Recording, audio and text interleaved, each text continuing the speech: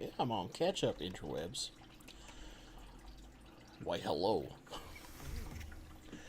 Oh, man. It's been a fun last week or so. I'm gonna give a little bit of time. I don't necessarily have a topic. I probably will make one up randomly for today's stream, but we'll let folks get in here. Really need to put water in that tank. I got home too late. I didn't have time. I was gonna top this tank off. I'll have to do it after stream. Hopefully it's not too loud in the background, but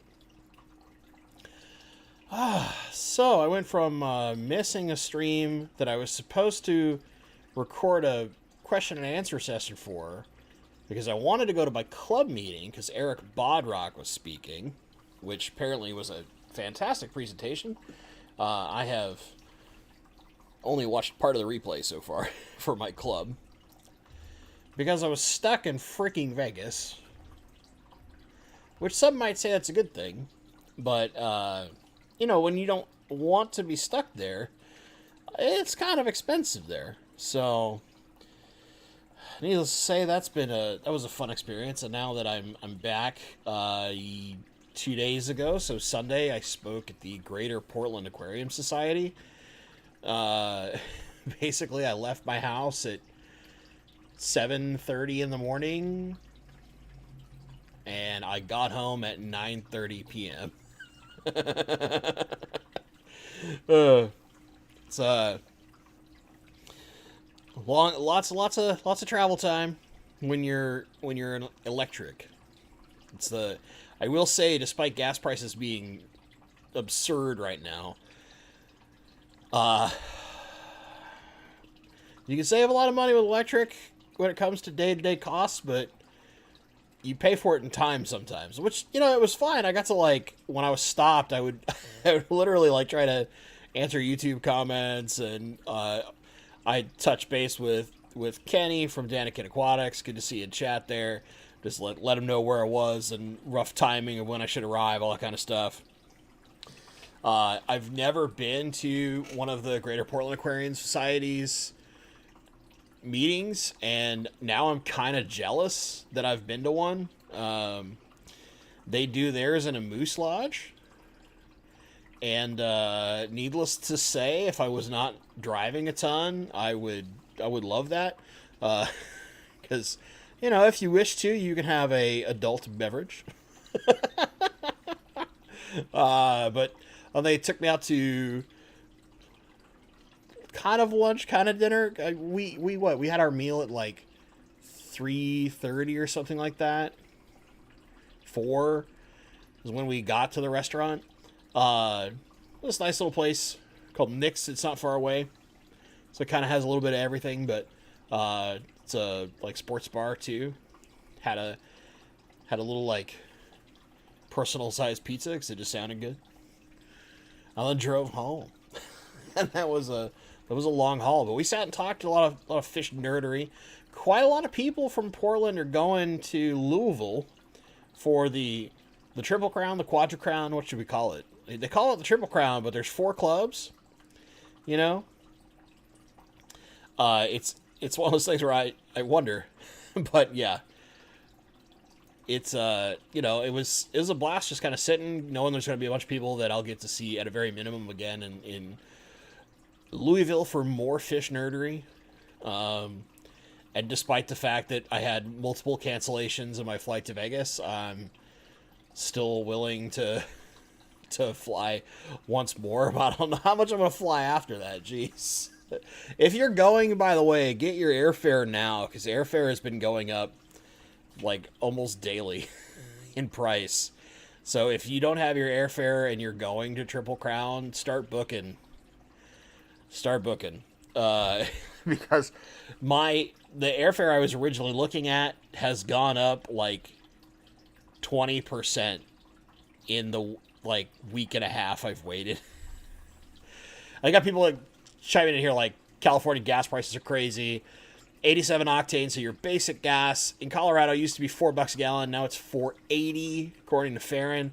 So gas prices here in Washington State, it kind of depends on where you are, but in my area in general, gas used to be about 4.30, 4.20 a gallon. And now most gas anywhere in this area is 5 or over 5 a gallon.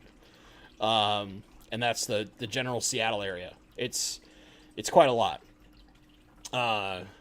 Which, you know, if I were still driving, I kind of talked about this a little bit with the folks at Portland. Because they were asking, like, how much does it cost you to get down here, and how long does it take to charge, and all those kind of things. Because I'm driving electric, and my round trip from my home in Kent to Portland and back was about $55. Now, if I'd still been driving my old car, which is a V8 Mustang, right, so gas guzzler extreme, that probably would have cost me close to $150 or $160, somewhere in that range. Just roughly guessing, based on gas costs and distance being driven and all that kind of stuff. So, pretty significant change in cost there, and that's using Tesla's supercharger network, so it's the fast charge. If you're curious, for those who have ever thought about looking at an EV, the base cost is quite a bit more, but man, the day-to-day is so cheap. Everyone go quick the fertilize button. I wish you could have a custom word over the subscribe button. It'd be way more fun to put something else in there, right? Because then you'd have a Green Aqua would probably have an Aquascape button, right? Fun stuff like that. All right. James, and welcome to being an autosynclist, sir. Thank you so much. And we'll start bashing through some questions here. So Crypt Keeper Aquatics, it gave me a little thanks, recommended a book to that. What was it? That was Crystal Castleman's book, right? The Aquarium Plants book. I love the last 3 ordered. Love that one the best. Yeah, I mean, that's basically the plant Bible. I consider that book the plant Bible. It's so incredible. Verily, KC, we saved our lonely turquoise rainbow thanks to the YouTube Fish Fam. Go check out his progress if you like. He's curly.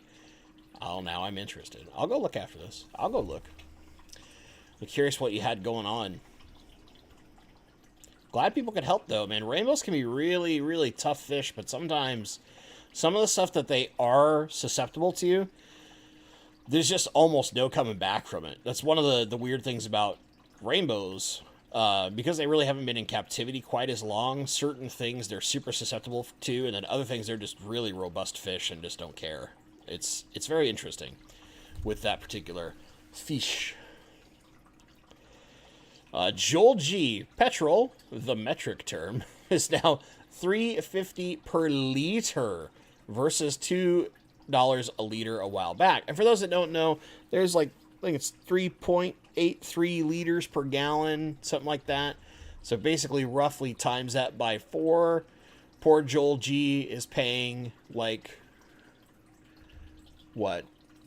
$14 a gallon, roughly. Yeah, it's pretty rough. That's pretty rough. Verily, KC. So I bought my Tesla used, and there's quite a number of used Teslas where they don't have the free supercharging, even though it's supposed to follow the car. It hasn't been. So Tesla specifically actually stripped free supercharging off a lot of their used vehicles. But even then, for the most part, I tend to charge at work where it's very cheap. They subsidize it a little bit to try and encourage people to drive electric vehicles. And I don't drive so much that I constantly need supercharging. So in the end, if I'm just doing a road trip and I have to hit superchargers, it's not bad at all.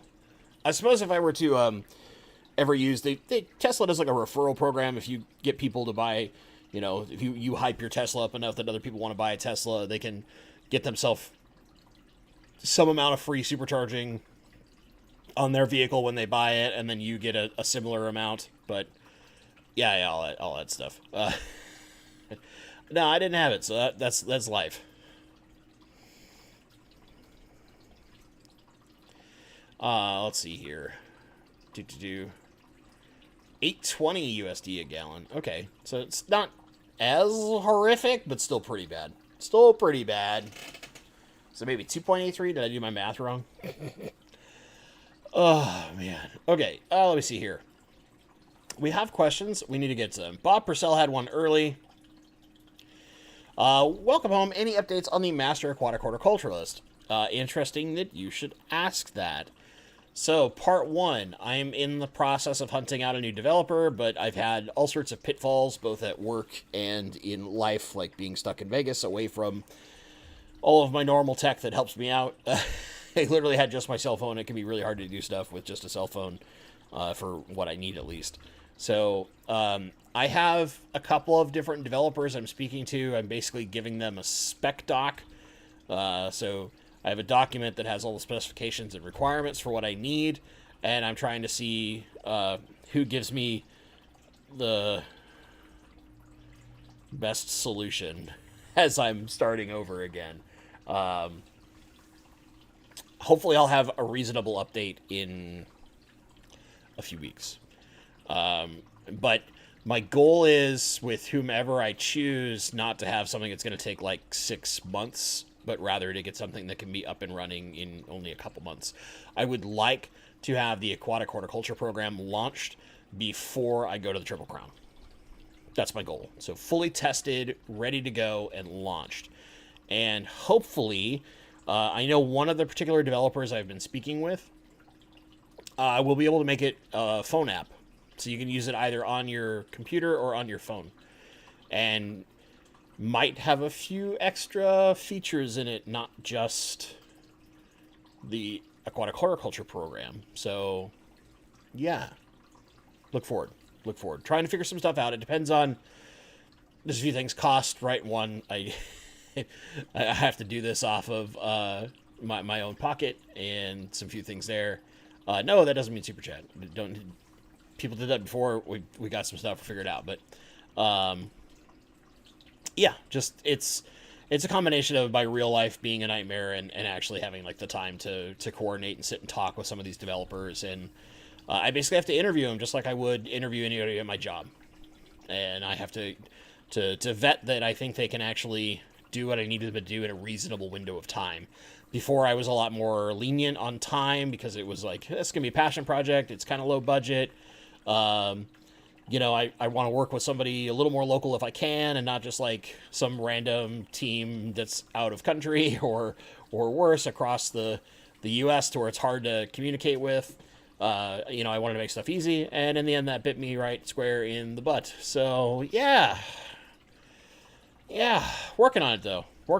Also, like a side note to that, I have an email from the folks who are running or taking over the horticulture program for the Greater Portland Aquarium Society, because part of my talk was explicitly discussing ways to exploit a program, or in the case of the Portland Aquarium Society, you kind of can't, just because of the way it's designed. It's very straightforward and simple. There's not really an exploit per se, but they asked for some advice about looking over, because I spent actually a reasonable amount of time looking at their program to tailor some of the tips in my talk. And, you know, they asked for some advice because they were going to do some overhauls to the program and try to make it more appealing or interesting or different. And if I had any advice, which I have to get back to them on an email. Basically, their system's actually relatively good, but a few tweaks could be very, very, very interesting. Depends. Let's see here. Make sure. There's lots of gas talk, because, yeah, gas is a nightmare. Paul Sonachero. What fish did Danica Aquatics send you home with? I did not get an opportunity to go over to their home. They had to, by the time we were done with dinner, they had like 40 minutes to get home and get their stream set up for their Sunday night stream. And I just needed to get home because I had to work the next morning. And then I ended up, like, because I, like, drank all sorts of water and stuff during my drive home, because I'm all those people when I drive, I try to almost constantly have to have something to sip on, especially on longer drives, And yeah, that basically meant that I drank way too much when I was getting on my way home. I had to make a bunch of extra stops to use the bathroom. It's like gas station, a rest stop, all this stuff took way more time to get home than it should have. Meh. What do you do? What do you do? That's life. I'll probably be back down there at some reasonable time. Maybe before Fishtoberfest, but at a minimum Fishtoberfest. And then, yeah, I'll be walking through the Daniken house, checking it all out. Checking it all out. Okay, Cryptkeeper Aquatics. Any cheaper alternatives to the Fluval 3.0 that is fully programmable with an app? I mean, programmable with an app, yes, but equivalent quality, no. So you can do like the Aquasky, which is not as expensive and not quite as powerful and doesn't have as much like rose power. There's a lot of, you know, differences between that, but it's just as flexible in the sense of programmability. You just don't have the same color spectrums, and it's not quite as amazing. Basically, all the ones that are app controlled are the Fluval's actually like the cheapest of the app controlled ones, unless like. I don't think Phoenix has any app-controlled lights at this point. I'm sure somebody in chat can correct me if I'm wrong on that case, but, you know, Phoenix would probably be your best option if they've built an app control, but I don't think anybody really has built an app control at this point, outside of Fluval. And then you go to, like, things like the Chihiros lights or AI Primes and stuff like that, but those are all fairly expensive lights. Kenji23, at Bentley, having trouble with Anubius and Java Fern. Give me more details. Like, define trouble. Is it you bought new ones and they're not adjusting to your water well? Are you dealing with rot? Are you dealing with holes in your leaves? Are your leaves very curly? Are they getting yellow? You know, there's a thing that I have in my plant talk where I go over very briefly, and if you go to my fertilizer 101, I go in this much more in depth about what your plants tell you is wrong, right? So, like, by how they express certain things, they tell you exactly what they're missing in their fertilization. So that's one thing that I would honestly do. Like, Kenji, if you have not watched my Fertilizer 101, let me actually get the exact one I want you to watch.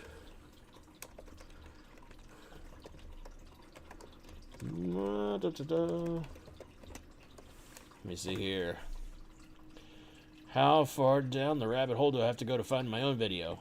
This one.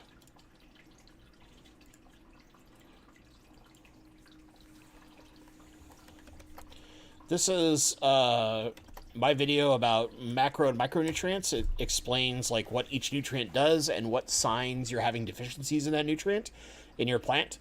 That's probably your first go-to. That's going to help you diagnose the problem you're dealing with. But if you give me some more details, I might be able to give you some more extra answers here.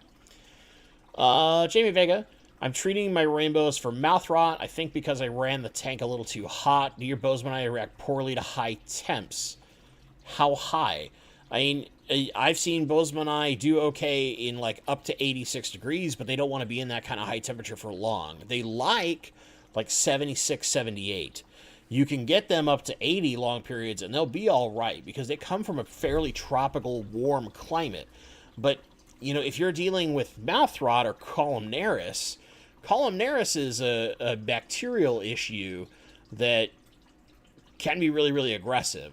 Now, if you're just seeing like a little nick on the nose, they do that all the time when they're sparring or when they're courting, because the rainbows, especially the boys, they'll just go flying all over the tank without paying attention. They'll bash their face into something and they'll nick their nose up a little bit. So it kind of depends on what you're dealing with. Let's see here. Joe Davis, Kingfisher's Catch. What's new for you in your hobby? Came back from vacation and my bosemani colored up. He's looking like a Lake Atinjo strain. Oh, man, what's new for me? What's new for me? It's the tough part. Not a lot, right? I have the, like, not often changing fish room. But new for me recently would probably be looking into changing up a couple of my smaller tanks. So I have a 29-gallon acrylic that used to have my zebra pleco colony in it. And it sits between two of my racks in my warm room, right? The one room that has the most tanks in it. And it's down to just so few fish that I've debated moving the rainbows that are in there into my retirement tank and basically either redoing that tank from the ground up or just scrapping it and changing what's sitting there. I haven't figured out exactly what, right? That one's dealing with a bunch of blackbeard algae right now and all sorts of other random nonsense. But basically, like, I don't need to have that tank there right now. I don't have enough fish in it to justify, like, forcing that tank there. Or I can move other fish to it after I kind of, like, strip it down and start it over. So yeah, I mean, that's kind of the newest thing for me is I'm trying to figure out what I want to do with that tank, and that's basically what this upcoming weekend is partially like dealing with that tank. That's me. What about you? I want to know. Fishaholic Howdy from Olympia. Hope you had a great trip in Vegas other than the flight issue. Yeah, it was great. You know, I went to a friend's wedding, and it was beautiful. It was very fun. Still waiting on the wisteria. Like I said, asking me to deliver is kind of rough. Can I swing by? I mean, shoot me an email. We'll talk. My biggest problem right now is schedule, but potentially is possible. I'm trying to think if I have a lot of wisteria right now. I think so. Let me think. Oh yeah. My big retirement rainbow tank has a bunch right now. So yeah, I have more than enough. Silent Water 81. Bentley, how do you need to recalculate dosing when using chemicals of any kind to account for water displaced by wood, substrate, rock, etc.? No.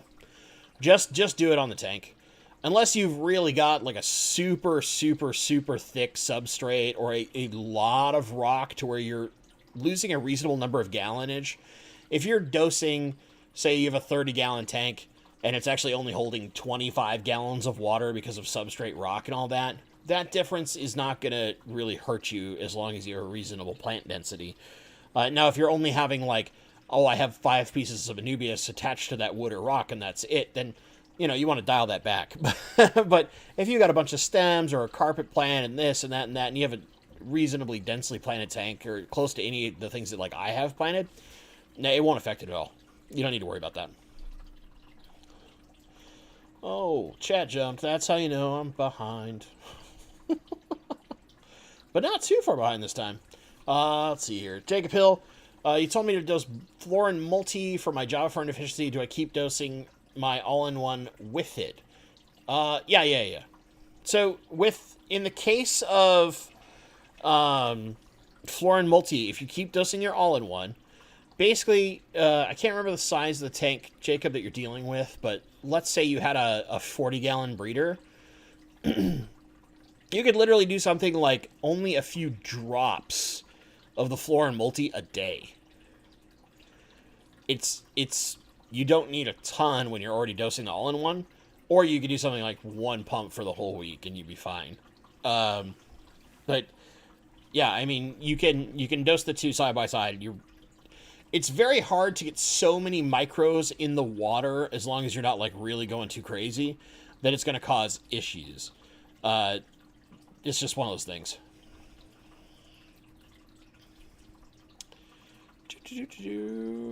Jeff Koski, hi from Wenatchee. Why, hello. I have family in Wenatchee. It's actually super pretty there during the Apple Blossom Festival time.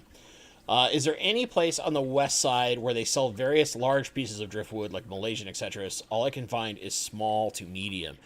Your best bet, honestly, is probably to look at some of the online retailers that are out there. There's a lot of online places that sell various driftwoods, and they tend to sell them a lot cheaper because you have to pay for shipping.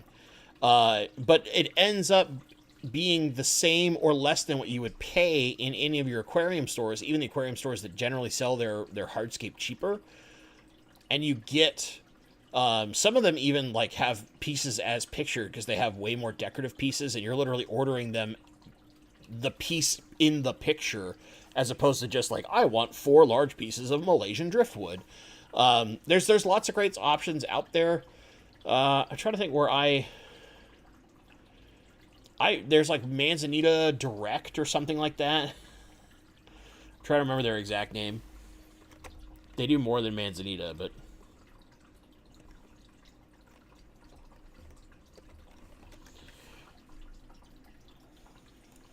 yeah.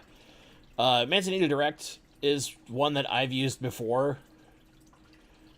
They're kind of an older school place, but I've bought like a bunch of wood from there that I have like literally sitting in boxes waiting for when I can do a bunch of tanks. But they have a lot of options, and there's a lot of other places like this where you can get various driftwoods, and this isn't the only one, but this is just a single example. I think right now they're only doing Manzanita, but there's lots of places that have lots of options online that will ship directly to your house. So that's what I'd look at. It's a little tougher just because I don't know the trying to think who on this side of the state. There is a place, I don't know if you've gone to, there's a new shop in Issaquah, and I think it's literally just called Aquascape or something like that, but it's an aquascaping-centric store. You might have a chance of talking to the owner and getting them to order stuff for you. I think that'd be your best bet. That'd be the other thing. If you want to specifically support a store, that might be your best bet.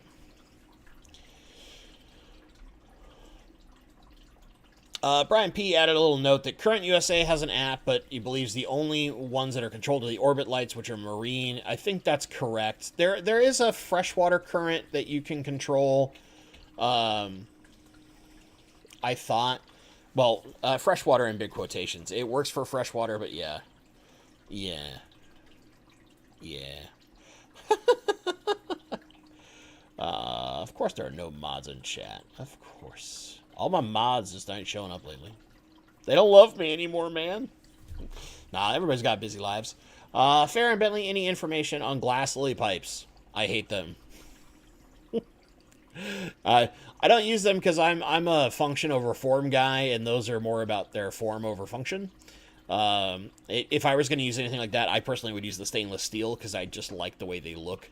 And you get a little bit more options out of some of the stainless steel pipe work as opposed to in the glass stuff, you're really limited to things designed for smaller tanks, not designed for large tanks. And I have mostly big tanks, so it kind of behooves me not to care about them. Basically, it's really just this, like, have pipe cleaners and be ready to clean them a lot if you don't want them to look ugly. But if you want to go, like, hyper pretty, the super aquascaper style, that's kind of the way to go, is the glass piping. Morena, can I use Fluval Stratum, acidifies and softens, with Ceru Stone, alkalizes and hardens for my betta tank? Yes! Yes, you can. Just keep in mind that over time, the Fluval will only acidify and soften water for so long. So if you have other buffers, like if you had crushed coral or something like that to add extra hardness beyond that, over time, eventually, the Fluval is going to stop doing the buffering part. It will still absorb nutrients from the water column and make them available at the roots of your plants. That's the whole cation exchange thing. But the buffering capacity, as we often refer to it in most of those active substrates like that, over time degrades when you're hardening the water or adding enough mineral content to it. But yes, you can use them in combination, and the stratum will probably overweigh the amount that the Ceru adds. But you know, you might get a little mineral content, and a little mineral content's not bad for your betta. Bob Purcell, the Bentley Pasco light. No. I don't have, like, you know, Aquarium Co-op's been working on their light for 2 years, and it's, you know, cost them a sizable chunk of change, and that sizable chunk of change is far more money than I have available to me. Far more. Designing a light would take a lot. It would basically take a company wanting to partner with me in a sense of letting me, like, guide their designers on how to do things.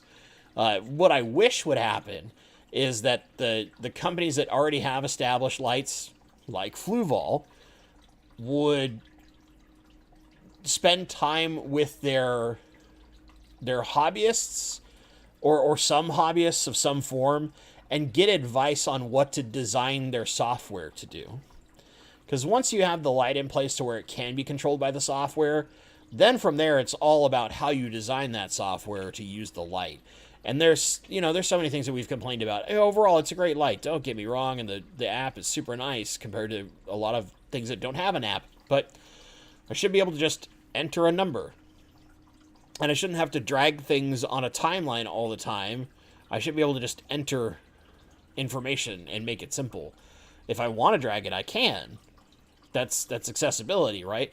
But I should be able to just enter numbers and be okay. Paul Solterra, I have an Aqua Sky teamed up with a Stingray 2 on a 120. The plants are growing real strong. Yeah, you can do stuff like that. You can have, like, the less powerful lights in tandem working together, and they can create plenty of light. Like, you've got people who do the Flex 32 or whatever it is, and they add the extra Aqua Sky to it. Now you got 2 Aqua Skies on the thing. It's actually kind of higher levels of light because it's not a huge tank when it comes to its height. So by adding that extra light, now you've got quite a lot of light in that thing, and you can do a lot of plants in that thing that normally you wouldn't be able to do with just an Aqua Sky.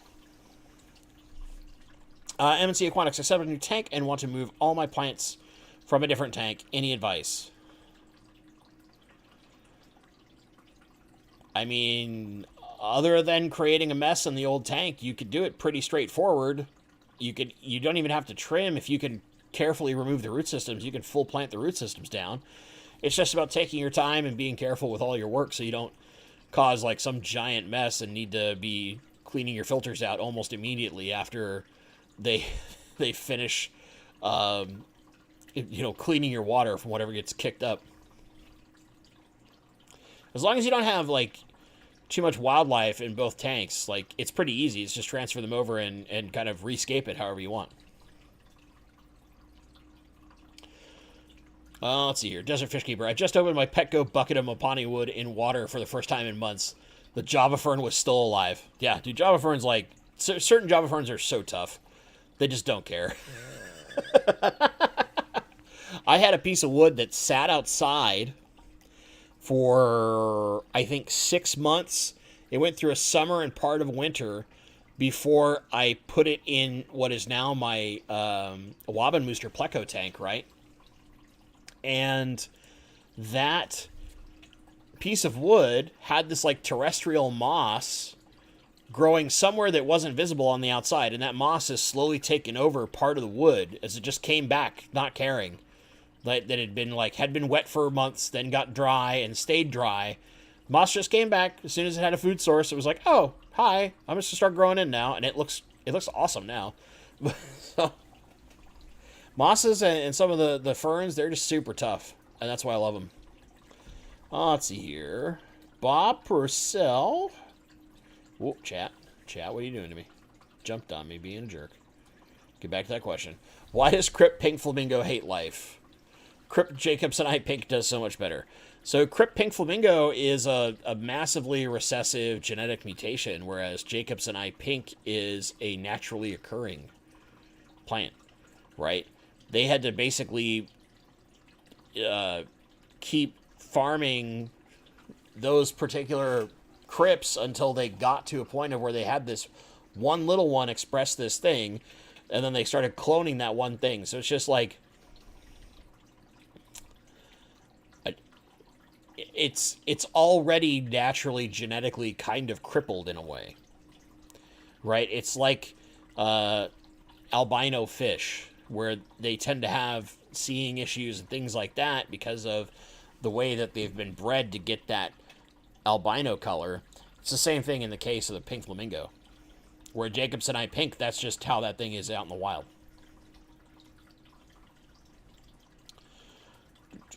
I had them at 86 for quarantine. Yo, you don't need to quarantine rainbows that hot, dude. Rainbows like cap at 80. Realistically, most rainbows like being in the 74 to 78 range. They don't go that hot. Unless you like have some super bad ick or something. But yeah, that hot, you're going to start running into bacterial problems potentially. That's a risk. And if it's only the males and you're not seeing all the females, it's probably from them like bonking their noses sparring because they're dum-dums. They just ram into stuff all the time. Mine do it all the time. My boys are dumb. Big, pretty dumb boys. Mike Stambaugh, want a bag of 6 Rosario LaCourte Bosemani. That's a beautiful fish. I will caution you on that particular fish. They are very, very, very time of day. Their color fades. So some of the Gary Lang ones kind of stay lit up the whole time. Where Rosarios, they get this really intense coloration. That blue is going to be very bright blue. It's not as dark. And that reddish orange color is very red when they're like really kicked on, especially in the mornings. So if you get them right early when the light has just come on, you give them a feeding early in the morning, they're going to light up for you. But then over time that fades away and it gets kind of a almost pastel-y color, which is kind of cool in its own right, I won't lie. Alyssa Bentley, glad you're back. Thanks. It's good to be back. It's good to be back. Kingfisher's Cast, I'm currently setting up a 55 so that I can reduce tank numbers and increase water volume. Yeah. That's something I want to do more and more. I want less tanks but higher water volume. Although granted in the real scheme of things, I want way more tanks. I just want to be able to like get my garage done. The dream. One day I'll have it. Gorgachev. Ooh, I like this question. Is there a plant you think should be more prevalent in the hobby? Yes. I actually think that more people should have... There's a couple things. So there's a couple different crypts that I think need to be more prevalent. Jacobsoni Pink is one of them. And then realistically, there's also Ponderidifolia, which is this cool, like, kind of spade-shaped leaf crypt. It's very unique leaf shape compared to the rest of the crypts. But the thing that I really think more people should have, there is a lily called Gardnerii santarum that is it stays shorter and it reproduces itself by runners, and you can get it to carpet. I had a huge amount of it at one point in my guppy mansion, and I still have some in there now. But it's a absolutely stunning lily that has color ranges from like lime green into yellows and oranges. It kind of all depends on how much light and how old the foliage is. It starts one color and slowly goes darker and darker over time, which is really, really cool. And because it reproduces by runner, you can get it to carpet, and it only gets yay tall as long as you're taking good care of it. You'll get an occasional runner that's trying to run away. You just clip it off, and go real tall. But it's just a super cool plant. I think if more people had it and got like big fields of it, they would really, really love that plant. And it's brain dead easy. It's like dwarf aquarium lily. It's basically just stick it in the substrate and let it do its thing. But it reproduces by runners naturally. And it will propagate itself quite fast when it's happy, which is the other very cool part about it. I think that's a plant that more people should have. It needs to be more prolific in the hobby because it's just a super cool plant. Farron, how can I build a saltwater sump on a 32-gallon BioCube and keep the overflow going? The same way you would build a sump with an overflow anywhere else? I'm not sure. Are you talking about, like, is there an overflow already in the 32-gallon cube, or are you talking about having to use, like, a hang-on overflow, where you use, like, a box overflow? Because that's all gravity fed. Once you get the gravity feed going correctly, it'll just keep getting water down there until the water level goes lower than the overflow box. And then, in that case, you just need an auto top-off to keep yourself safe. That's why salt's so expensive. They need all this crazy nonsense. But, yeah, when you do it right, it's beautiful. Let's see here. Richard McCarthy, have you grown Acornia diversifolia? Nope. It does well, but the bottom of the stems usually don't recover after I trim. Some black leaves, but only at the bottom just for this plant. So most likely what you're dealing with... I need to make sure, like, I'm thinking the plant I'm thinking.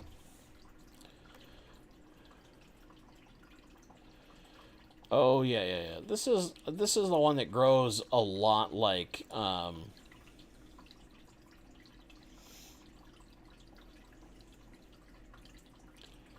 wait a minute. Wait a minute.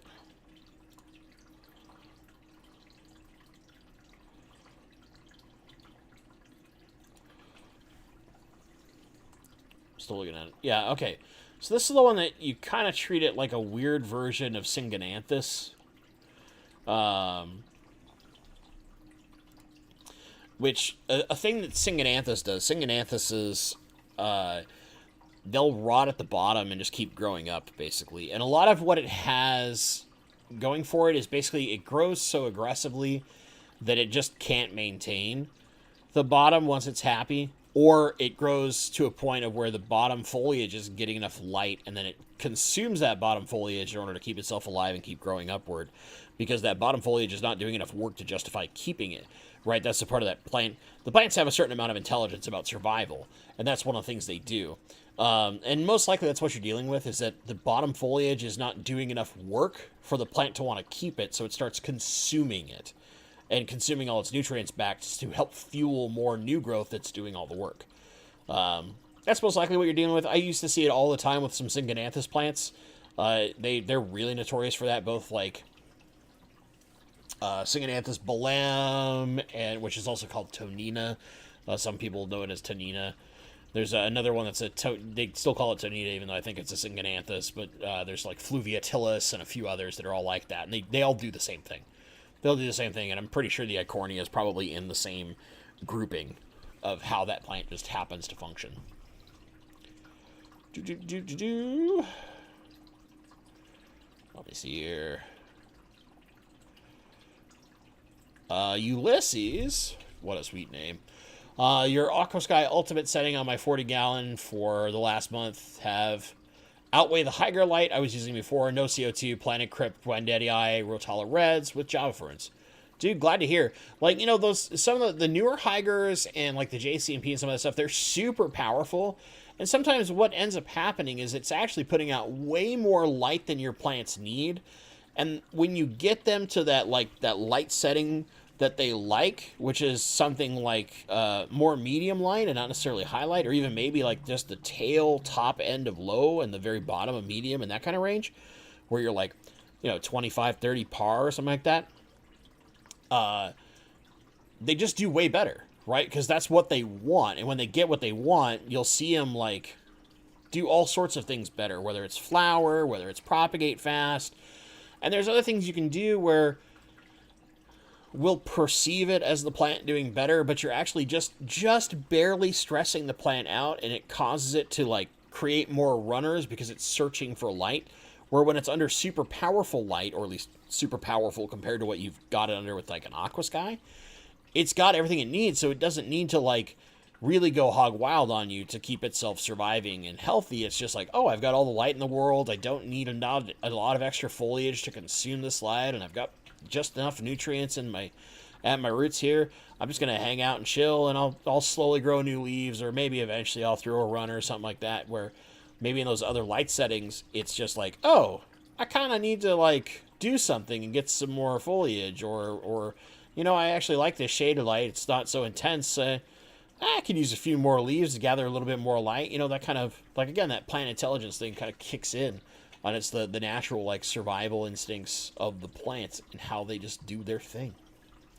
It's good. It's good. I love the Aquasky with Crypts, man.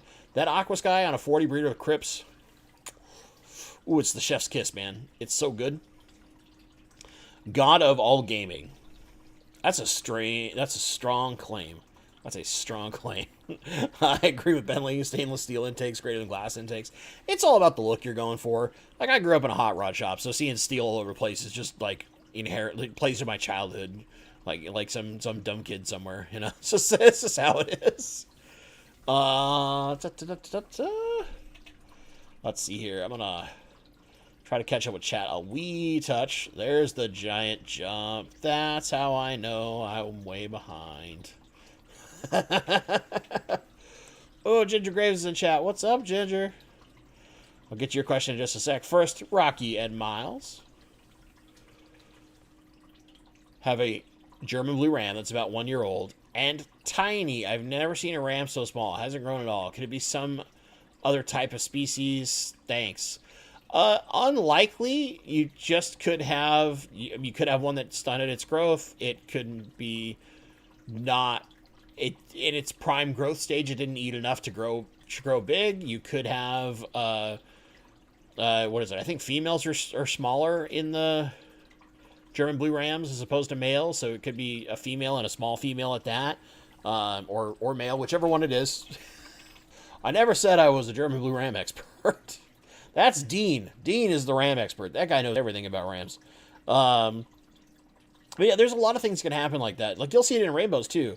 You'll have certain rainbows that are like the main dominant male, and they're twice the size of some of the other males that are the same age from the same group. And it can be a number of different things that leads it to be like that. Ginger Graves. How often would you add potassium to a heavily planted tank? Trying to save my Java fern. I've killed so much of it already. Ginger, it amazes me that you have such struggles with Java fern, but we're going to keep trying to help. I think if you dose once a week, there'd be something where, like, because it's a lower demand plant, on top of all your normal fertilization, if you're adding some boosted potassium like once a week, I think you'd be okay. But you could do something like every 3 days. It depends on what your fertilization schedule is like. If you're fertilizing daily, I think once a week is fine. If you're fertilizing only twice a week, then I'd add that little kick of extra potassium maybe on the day after your fertilizer, if that makes sense. So you'd be doing potassium twice a week still, but it'd be on a different day than the rest of your fertilizer. So it's just that extra boost of just the potassium happening on its own to the water column, so you're not like, it's more kind of spread it out a little bit to maybe get the Java fern a little bit more opportunity to absorb that potassium, because maybe what it's dealing with is some other more aggressive growers that are feeding off a lot of the nutrients and making it harder for it to absorb the amount of potassium it needs. Or maybe even something else is going on. That's when Java fern struggles. It's a complex little bugger. Adele Sandry, setting up racks and none of the shop type lights I've tried have the white I'm looking for. 6,000 to 6,500K. Would I be able to hang Aqua Sky from the rack above, or are they only tank attachable? Well, so I'm going to warn you that the Aqua Sky has a pretty warm tint to it. It's going to be more of like that 5,000, where it's slightly yellow. So if you're looking for that brighter white look, I wouldn't necessarily look at an Aqua Sky. That being said, you can mount them upward. You just have to do some surgery, so to speak. So the little sliders that are on the end of the Aqua Sky and on the fluval plant, they're just solid plastic. You could just drill a hole through them to make a mounting point and mount that up into the underside of your rack. Whether you want to do that with like a wire or whatever. There's also hanging kits for some of the fluval lights that you can get, and you could just really shorten the hangers on it so that the cord's only like yay long or this or whatever it may be. There's a lot of ways you can do that. There is actually some really good LED shop lights that are much brighter white. I'm trying to remember.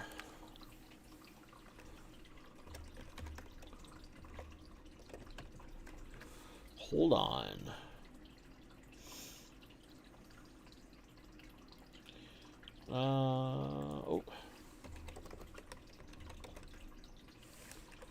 Trying to remember.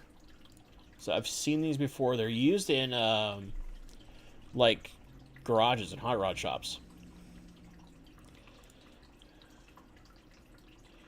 Trying to see if there's a particular place that I was looking for.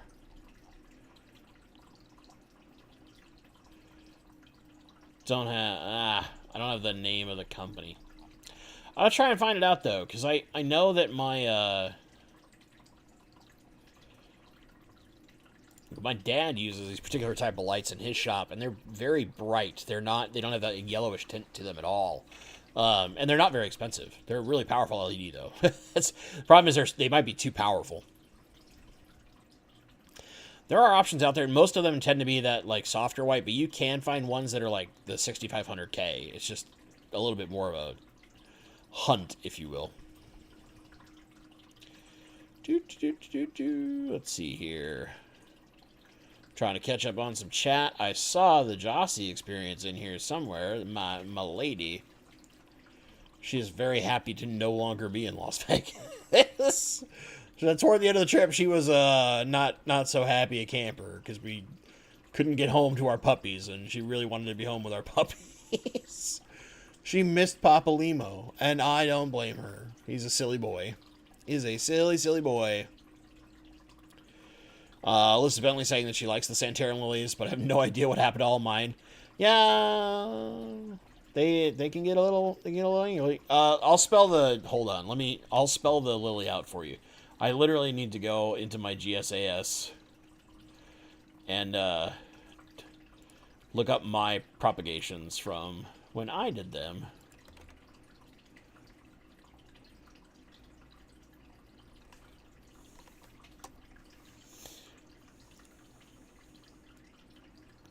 So you're looking for Nymphea Gardneriana Santarum. It's right there in chat. Right there in chat. Oh, let's see here. Let me catch some questions. Paul Sotero's mentioning that the German blue rams do like high temps for best growth also. So it's going to be possible that if you had like box store genetics, they kind of suck. Or maybe it was raised at lower temperatures than what it likes to get size. It's kind of similar to discus. Like, you can get discus as adults that are only like this big around, but you can get like the dinner plate size discus if you grow them at really high temperature and feed the heck out of them. So there's that too. Tired Fish Keeper, what brands make a potassium supplement? My go-to is going to be Brightwell. I like their stuff. They have all the micros plus potassium. They also have just an individual potassium supplement. Seachem makes a potassium supplement, or you can get powdered fertilizer that will give you just a potassium supplement. That's actually super common, is to use a powdered fertilizer for just the potassium, because in the long run it's very, very cheap rather than a liquid. But if you want a liquid for ease of use, I would say the Brightwell is probably your best bet. Maybe I'm a little biased because I really like that product, but and I thought it was super nice to send me a bunch of stuff to play around with. But you know, I need to actually, like, I'm getting to the point where I might have to buy some soon because I'm starting to run out of all my fun stuff. And then here's a great one from 10 Strip Music. This is a good tip. If you use leaves for tannin, jackfruit leaves instead of Indian almond leaves will add a boost of potassium. Hey, so now you can play that like Blackwater setup and give yourself a natural source of potassium while giving yourself some of those lovely humic substances and tannins. Good tip. I love it. Which means you could also probably take those same jackfruit leaves and, a lot like the grape leaf trick, put them down in the substrate to make potassium available to the roots of plants for root feeders if they needed it. Now, in the case of Java Fern, of course, I want it in the water column. So, just have that up in the water column. Have it up in the water column. Love it. I love tricks like that, man. That's great. I'm going to have to remember that one. Jackfruit. It's my new... That and grape leaves. My new best friends. All right. Leo209. Did a second treatment of levamisole. Should I do another in a week? How long till it's all gone? Columnaris. I think you mean calaminus. Right? Calamanus. Columnaris is like the mouth rot. Calabanus is the worm. I think do a third one just to be safe. Because you've been dealing with it for a bit, I would do a third one to be safe. Typically, 2 treatments is enough if you're following the way that Greg Sage instructs you to do it. But a third one's not going to hurt you. Mickey M. Hi, Bentley and everybody. Is the Praecox rainbow a common fish in your stores? Very common here. Very, very common. Quite common and cheap from Europe breeders over here. Not often good quality. So, it depends. for a long while in my area, we had people like Dean that were constantly breeding them. So we had super good quality ones that were locally bred. And then the ones you would get from the distributors are, But keep in mind that the Praecox is a dwarf rainbow that has a shorter lifespan naturally. They only really live 3 to 5 years. Maybe if you're lucky, you're going to get 6 out of them. But they're really 5 years is about the most you should expect out of that fish. Kind of like some of your tetras. Unlike the rest of the bigger bows where they can live a decade, or 7 or 8 years is kind of more common, and you can get them to get even older than that. But a lot of your dwarf rainbows, so your Praecox, your McCullochai, Eeyore, and a lot of those small bows, they tend to only live 3 to 5 years. So you kind of have to breed them a little more aggressively when you're keeping them if you want to have them for a long time. And that's not always genetics, that's just how they are. Farron, this is a 15-gallon flex behind me that eventually I'll probably tear down. I've actually got to remove fish from it. They're going somewhere else. I don't know what I'm going to do with it here soon. There's only 3 fish in it. And I'm not sure what I want to do with it. Not sure yet. I like it, but at the same time, I might change some things around this house. Let's see here. We're getting close to the end here. I saw our good friend, Dr. Black, in chat. So we might be pimping his stream in just a second. Adele was getting a follow-up, but then saw I was already answering. Let's see here. Bob Purcell, did I see any good fish in Vegas? Not really. So we stayed at the Paris, and then the wedding we went to was at the Bellagio, which is across the street. Now, what I will say is, I'll end this with a non-fish story by trying to explain a fish story. Basically, all the places that we were at, there really weren't any fish tanks. Now, we had debated at one point at first trying to go to the big shark reef that's at the Mandalay Bay. But just with some of the events that were going on, my lady wasn't really feeling up to it, and I didn't want to push just because it's quite a lot of walking when you're not feeling physically all that great after some flights. You don't necessarily want to try and push yourself too much. We were there mostly to just kind of relax and go to a wedding. The nice thing we did, okay, as you guys know, you've been watching it a long while, we are big fans of Gordon Ramsay's shows. We watch them quite a lot. Danger Noodle loves Gordon Ramsay. So we went to the Gordon Ramsay restaurant that is there in Vegas, which is Gordon Ramsay Steak. Now, we'll put this out there. It's kind of a once-in-a-lifetime type thing. But I will say this. We were there for 2 hours. It didn't feel like it at all. We had probably the most amazing service and server I've ever had in my life. Just an absolute gem of a human being. Had us laughing. Took amazing, immaculate care of us. All of the staff there were fantastic and wonderful. The food was freaking incredible. All those kind of things. If you ever have an opportunity, it's one of those things that it's nice to say you've done it and see what it's like to do that, super. And I mean, this isn't even the highest level of fine dining, but to have that fine dining experience once in your life is pretty interesting. It's a completely different world than even the nice restaurants that are around here. They've got nothing on that. So it was fun, but the wallet's probably still screaming at me a little bit. I should have had a show live from Vegas. The biggest problem that I was actually running into in Vegas is that my cell connection, so I use Google Fi, and Google Fi piggybacks off of T-Mobile and AT&T and a couple other networks. Basically, none of the networks that are the absolute best here are down there in Vegas. or at least in the sense of the best internet connections were not there. So very frequently, even connecting to the hotel's Wi-Fi, both my lady and I, we were having some internet struggles. In the sense of just stuff was very slow and some stuff was kind of wonky. So definitely not enough that would have kept up a stream. I thought about it for a little bit, but then at the same time I was like, I'm just gonna try and keep everybody here just like calm and relax and not freak out about the continuing cancellation of flights. We debated at one point actually renting a car and driving home. It's a 17-hour drive. Because it was just, we kept having cancels, and it didn't seem, for a little bit, because we had 2 canceled flights pretty fast, and it just seemed like we had no shot at getting home, you know? It was one of those things. Bob Purcell, did you just recommend CChem? What did you do? What did they do to you in Vegas? Where's the real Bentley? You know, I think for the single element stuff, because CChem is so prolific all over the place, it's okay with that. I hate CChem when it comes to like what they want you to do if you're using that as your only fertilizer in the giant like line of 8,000 products you need to use. But if you're like, I need just a potassium supplement or just a phosphate supplement, they're not that horrible.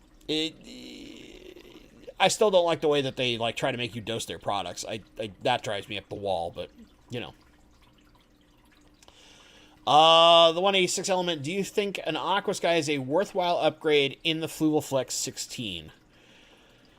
Yes and no. So it depends 100% on the plants you're keeping in this. If you're doing super low demand plants, your Java Ferns, your Crypts, your Nubiuses, and all that kind of stuff, the light that's in this thing stock is just fine. You're not going to get like, you know, some insane aquascape. But if you want that more cool aquascape look, and maybe you want a little bit more slightly demanding, more that medium demand kind of plant, then yeah, I would look into an Aqua Sky. You get a lot more control. It's not just on-off. I mean, mine's basically just on-off on a Wi-Fi timer. If you want more control and you really want to play with it a little bit more, Aqua Sky's a great upgrade. I know a lot of people that have like homebrewed Aqua Skies into theirs and stuff like that, and they love them.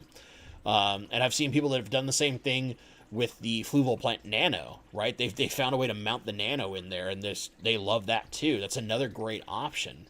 Necessary? No.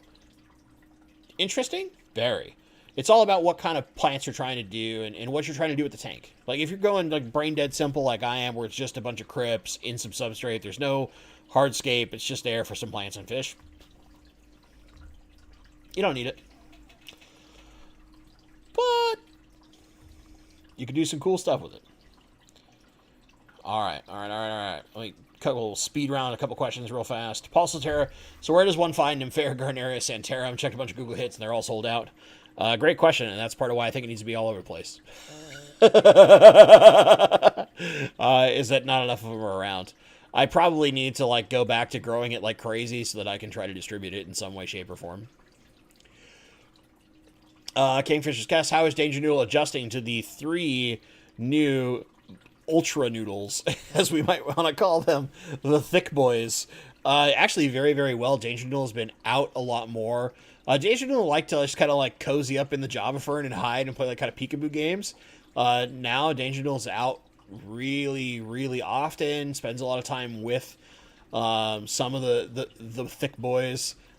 Just become a little more social. It's been really fun to watch Danger Noodle explode out of the already like I want to be on camera in the background and make people laugh into like now you've got all these other gigantic dojo just swinging around. It's kind of been entertaining to watch. Cryptkeeper Products, hypothetical question of the day. You enter a black and white photo contest for Aquascape. What plants do you include in it? So this is where I care more about leaf texture. I want interesting leaf textures. So I would look at something like I would do probably something like your Ludwigia Reprens Cross Arcuata, which has a kind of what's the word I'm looking for? Almost almond-shaped leaf to it, right? Then I'm going to mix in certain things that are more interesting different leaf shapes. Java fern, not necessarily Pokestamon Hellfire. I know like that's an interesting texture, but it's such a defined texture. I would look more toward, which has also been suggested in chat, which is Hygrophila pinnatifida, because it has a really interesting, beautiful leaf texture. There are some other things like you could use your big lilies because they're interesting variations in color, and some of the pock markings are really obvious on camera, even in black and white.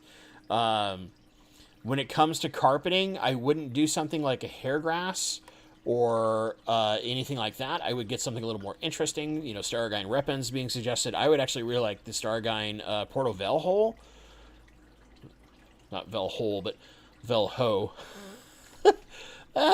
English. It's a tough language, especially when it's pronouncing things that aren't in English. Just because it's different leaf texture, it's a little more interesting. You could also look at things like Blixa japonica if you wanted something more grassy, because it has kind of a bush look to it. Some of the smaller crypts also do a great job. It's all about making sure that each plant you choose has a different and interesting leaf texture, so that when you mix them all together, you can identify them without needing color. You can go, that's a Ludwigia, that's a crypt, that's a this, that's a that, because the leaves tell you what they are. That's how I would look at those things. Sounds like Danger Noodle was lonely and never be lonely again. I don't know. Danger Noodle loves to hang out with all sorts of things. It's more just like Danger Noodle is. We actually think Danger Noodle might be a female now that we kind of had time to learn some things, but like kind of queen of the Java Fern. Because she's got that more slender body shape, she can slip in there no problem, right? And just kind of hang out on, where like the thick boys can't necessarily do it as easily. So where Danger Noodle could just like slide into this like nest of Java Fern, the thick boys are kind of just like on the outside of it. So, you know, it's just one of those things where it's like Danger Noodle has what Danger Noodle wants, and now it's got some friends, it makes it a little more interesting. All right, that being said, we're getting close to the end here. I'm going to do one more question for Son of a Quack, and then we'll show a little love to Dr. Black. Let's see. Let me get the link for Dr. Black real fast, because I am sure his stream is already prepping for just a few minutes from now. There it is. Have a beverage, my good friend. What a thumbnail. What a thumbnail. It's a good face right there. That's a Bentley caliber face. Make the weirdest face possible. But he'll be coming up very, very soon, about 7 minutes or so. So let's get to this question. Let's do it. Let's do it. Was draining my tank and my fish were in a temp tank when the tap came out to 1 ppm ammonia. Put them back into the main tank with a few inches of water and dosed Amaloc. What should I do? So I would, as long as you have some movement and you've put some kind of dechlorinator in there that can bind the ammonia, because it will temporarily bind the ammonia for a period of time, you'll be okay for a little bit. The other thing you could do is you could drain that tank water into your temporary tank and use tank water that's already safe for however long you need to, and then from there, like, steadily build out. I mean, it depends. If you're just doing it for, like, some kind of really in-depth maintenance, then you're fine. Just use the old tank water as you're draining it, drain it into the temporary tank, whether you need buckets or whatever. Now, if you're changing tanks, do a mixture of old tank water and the fresh tap. Put in some dechlorinator that's going to bind some of the ammonia up for you. You'll be okay for a little bit while filtration does its job, and you should be okay. That was easy. It was easy. Let's see here. We got like one last one up in this joint. Okay. I'll do this one because it's very fast. From Nabokov Fan 87, what is your favorite plant you've never grown? So can I say never successfully grown? Because I've got plants that I've tried to grow, but I've never really been successful with. Well, I guess I've never had long-term success with them. I've had short-term success. Like, I've been able to propagate them, and then they melt away on me. But If you want truly have never grown, this is, by the way, is a lovely hat. Hope you like it. For the Albuquerque Isotopes minor league baseball team. I'm so ashamed of my Seahawks that I am going to wear this hat instead, as they got rid of our quarterback. Sons of... So, plants I have never grown that I am a fan of, that I really, really like. Okay? Fun question. I've grown a lot of plants. That's what makes this difficult. So, I would say in this case, it's mosses.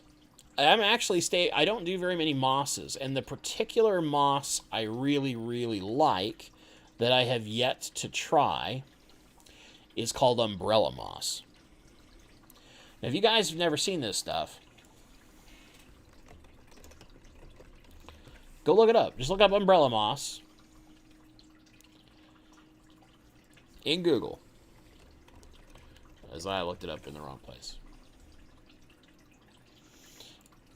Just look up just go to your images, and you will see this crazy, crazy looking thing.